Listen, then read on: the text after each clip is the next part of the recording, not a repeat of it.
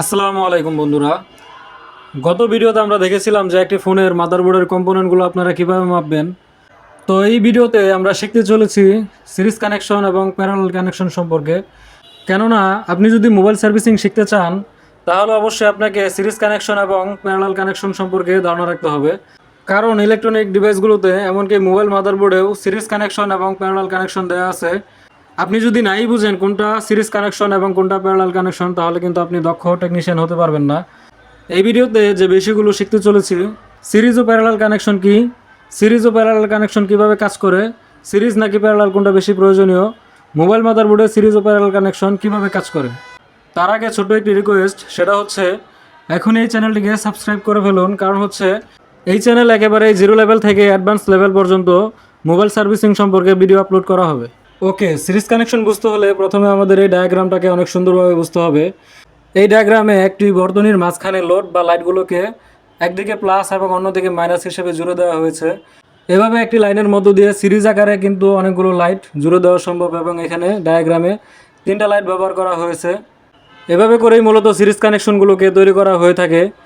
এবার এই লাইনের এক প্রান্তে যদি একটি সুইচ বসাই, যেমনটা ডায়াগ্রামে দেখতে পাচ্ছেন, সুইচটি অন করার সাথে সাথে সবগুলো লাইট কিন্তু অন হয়ে যাবে এবং সুইচটি অফ করে দিলে সবগুলো লাইট একই সাথে অফ হয়ে যাবে।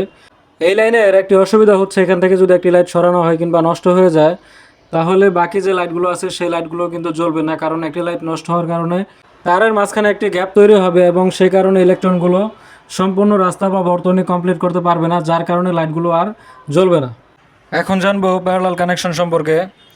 প্যারালাল কানেকশন সম্পর্কে বুঝতে হলে আমাদের এই সার্কিটটি বুঝতে হবে। মূলত একটি পজিটিভ লাইন ও একটি নেগেটিভ লাইন এভাবে প্যারালাল অর্থাৎ সমান্তরালে রাখার পর এখানে সবগুলো লাইটের এক প্রান্তে পজিটিভ এবং অপর প্রান্তে নেগেটিভ কানেকশন করা হয়ে থাকে। এভাবেই মূলত প্যারালাল কানেকশন তৈরি করা হয়ে থাকে। এখানে প্রত্যেকটি লাইটে আলাদা আলাদাভাবে সুইচ ব্যবহার করা যাবে। প্রত্যেকটি লাইটে আলাদা আলাদাভাবে সুইচ কানেকশন করে দিলাম। এবার চাইলে প্রত্যেকটি লাইট আলাদা আলাদাভাবে অন করা যাবে এবং অফ করা যাবে, যেমনটা আপনারা এই ডায়াগ্রামে ভিডিওতে দেখতে পাচ্ছেন। এই লাইনের সুবিধা হচ্ছে আলাদা আলাদাভাবে সুইচ কানেকশন করা যায় এবং আরও একটি বড় সুবিধা হচ্ছে এই লাইন থেকে যদি একটি লাইট নষ্ট হয়ে যায় তাহলে অন্য লাইটগুলো আপনি চাইলে অন অফ করতে পারবেন। সেক্ষেত্রে অন্য লাইটগুলোতে কোনো প্রবলেম দেখা দিবে না, যেমনটা সিরিজ কানেকশনে দেখা দিয়েছিল। ওকে, সিরিজ কানেকশন এবং প্যারালাল কানেকশনের মধ্যে কোনটি বেশি প্রয়োজনীয়? এখানে দুটি সার্কিটই অনেক বেশি প্রয়োজনীয়, কারণ হচ্ছে আপনি আপনার কাজের সুবিধা অনুযায়ী কিংবা আপনি আপনার কাজের ধরন অনুযায়ী সার্কিট দুটিকে ব্যবহার করবেন। আমাদের মোবাইল মাদারবোর্ডেও রয়েছে সিরিজ কানেকশন এবং প্যারালাল কানেকশন।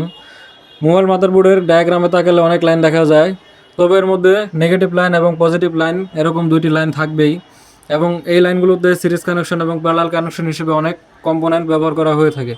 মাদারবোর্ডের মধ্যে ক্যাপাসিটর, ডায়োড, রেজিস্টর, কয়েল অনেক বেশি পাওয়া যায়।